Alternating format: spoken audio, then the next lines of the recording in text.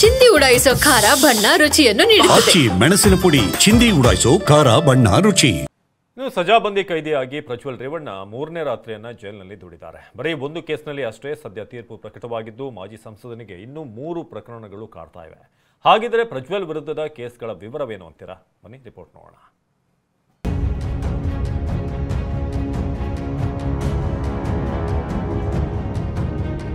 ಸಜಾಬಂದಿ ಕೈದಿಯಾಗಿ ಮೂರನೇ ರಾತ್ರಿ ಕಳೆದ ಪ್ರಜ್ವಲ್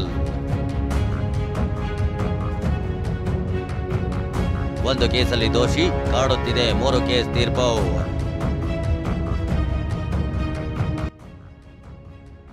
ಪ್ರಜ್ವಲ್ ರೇವಣ್ಣ ಅಪರಾಧಿ ಅಂತ ತೀರ್ಪು ನೀಡಿ ಆಗಿದೆ. ಜೀವಾವಧಿ ಶಿಕ್ಷೆಯು ಪ್ರಕಟವಾಗಿದೆ. ದೋಷಿ ಅಂತ ತೀರ್ಪು ಬಂದ ಮೇಲೆ 3 ರಾತ್ರಿಗಳನ್ನ ಪ್ರಜ್ವಲ್ ಜೈಲಲ್ಲಿ ಕಳೆದಿದ್ದಾರೆ. ಒಂದು ಪ್ರಕರಣದಲ್ಲಿ ಜೀವಾವಧಿ ಶಿಕ್ಷೆಗೆ ಗುರಿಯಾಗಿರೋ ಪ್ರಜ್ವಲ್ಗೆ ಇನ್ನೂ 3 ಕೇಸ್ಗಳ ಆತಂಕ ಕಾಡುತ್ತಿದೆ. ಯಾಕಂದ್ರೆ 3ರಲ್ಲಿ 2 ಕೇಸ್ಗಳು ಅತ್ಯಾಚಾರ ಪ್ರಕರಣಗಳಾಗಿದ್ರೆ ಮತ್ತೊಂದು ಲೈಂಗಿಕ ದೌರ್ಜನ್ಯ ಕೇಸ್ ಆಗಿದೆ.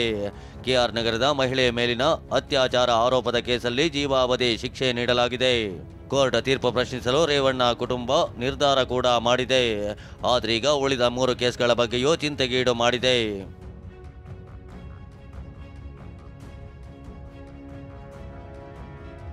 ಬೆಂಗಳೂರಿನ ಸಿಐಡಿ ಸೈಬರ್ ಕ್ರೈಮ್ ಠಾಣೆಗೆ ಕೆಆರ್ ನಗರದ ಮಹಿಳೆ ದೂರು ದಾಖಲಿಸಿದ್ರು. 2024ರ ಮೇ 5ರಂದು ಕೇಸ್ ದಾಖಲಾಗಿತ್ತು. 121 ಸಾಕ್ಷ್ಯಗಳಿರುವ 1810 ಪುಟಗಳ ಚಾರ್ಜ್ ಶೀಟ್ ಬಳಿಕ ವಾದ ಪ್ರತಿವಾದ ಆಲಿಸಿ ಜೀವಾವಧಿ ಶಿಕ್ಷೆಯನ್ನ ಕೋರ್ಟ್ ನೀಡಿದೆ.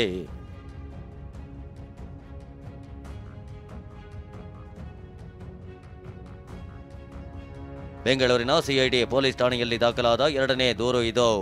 2024 ಮೇ 1ರಂದು ಅತ್ಯಾಚಾರ ಪ್ರಕರಣ ದಾಖಲಾಗಿತ್ತು. ಈ ಪ್ರಕರಣದಲ್ಲಿ ಪ್ರಮುಖ ಆರೋಪಿ ಪ್ರಜ್ವಲ್ ರೇವಣ್ಣ.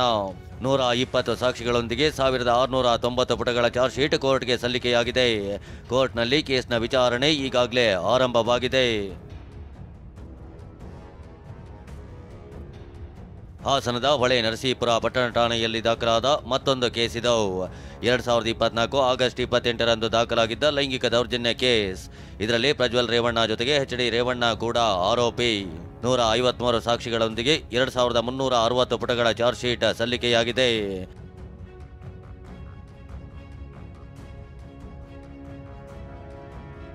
ಬೆಂಗಳೂರಿನ ಸಿಐಡಿ ಸೈಬರ್ ಕ್ರೈಮ್ ಠಾಣೆಯಲ್ಲಿ ದಾಖಲಾದ ಮತ್ತೊಂದು ಕೇಸ್ ಇದು.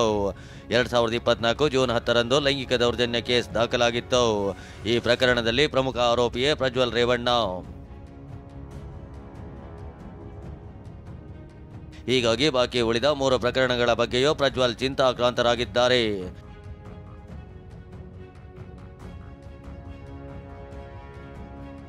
ಪ್ರಜ್ವಲ್ ರೇವಣ್ಣಗೆ ಜೀವನ ಪರ್ಯಂತ ಜೈಲು ಶಿಕ್ಷೆ ನಿನ್ನೆಯಷ್ಟೇ ಪ್ರಕಟವಾಗಿದೆ. ಪರಪ್ಪನ ಅಗ್ರಹಾರ ಜೈಲಿನಲ್ಲೇ ಪ್ರಜ್ವಲ್ ಶಿಕ್ಷೆ ಅನುಭವಿಸಬೇಕಿದೆ. ಪ್ರಜ್ವಲ್ಗೆ 15528 ಕೈದಿ ಸಂಖ್ಯೆ ನೀಡಲಾಗಿದೆ. ಶಿಕ್ಷೆ ಪ್ರಕಟ ಆಗ್ತಿದ್ದಂತೆ ಪ್ರಜ್ವಲ್ ಜೈಲು ಪಾಲಾಗಿದ್ದ.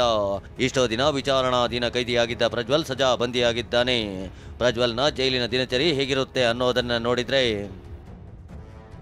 ಜೈಲಿನಲ್ಲಿ ಪ್ರಜ್ವಲ್ ಜೀವನ ಶೈಲಿ ಸಂಪೂರ್ಣ ಬದಲಾಗಲಿದೆ. ನಿನ್ನೆಯಿಂದಲೇ ಅಧಿಕೃತವಾಗಿ ಸಜಾಬಂದಿ ಕೈದಿಯಾಗಿದ್ದು ಪ್ರಜ್ವಲ್ ರೇವಣ್ಣಗೆ ಜೈಲಿನಲ್ಲಿ ಕೈದಿ ಸಮವಸ್ತ್ರ ಬಿಳಿ ಬಟ್ಟೆ ನೀಡಲಾಗಿದೆ. ಇನ್ನು ಜೈಲು ಅಧೀಕ್ಷಕರು ನೀಡುವ ಕೆಲಸವನ್ನ ಪ್ರಜ್ವಲ್ ಮಾಡಬೇಕಿದೆ. ಜೈಲಿನೊಳಗೆ ಪ್ರಜ್ವಲ್ 8 ಗಂಟೆ ಕೆಲಸ ಮಾಡಬೇಕು. ಬೇಕರಿ, ಗಾರ್ಡನ್, ಹೈನುಗಾರಿಕೆ, ತರಕಾರಿ ಬೆಳೆಯೋದು, ಕರಕುಶಲ ವಸ್ತು, ಮರಗೆಲಸ ಸೇರಿ ಯಾವುದಾದರೂ ಒಂದು ಕೆಲಸ ಆಯ್ಕೆ ಮಾಡಿಕೊಳ್ಳಬೇಕು. ಆಯ್ಕೆ ಮಾಡಿಕೊಂಡ ಕೆಲಸಕ್ಕೆ ತಕ್ಕಂತೆ ಸಂಬಳ ನೀಡಲಾಗುತ್ತೆ. ಮೊದಲ ವರ್ಷ ಕೌಶಲ್ಯ ರಹಿತ ಅಂತ ದಿನಕ್ಕೆ 524 ರೂಪಾಯಿ ಸಂಬಳ ನೀಡಲಾಗುತ್ತೆ.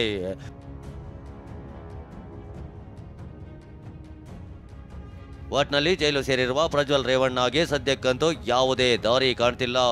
ಕಾನೂನು ಹೋರಾಟಕ್ಕೆ ರೇವಣ್ಣ ಮತ್ತು ಭವಾನಿ ಇಬ್ಬರು ಶತಪ್ರಯತ್ನ ಪಡ್ತಿದ್ದಾರೆ. ಪ್ರದೀಪ್ ರಾಮೋ ಜೊತೆ ವಿಕಾಸ್, TV9 ಬೆಂಗಳೂರು.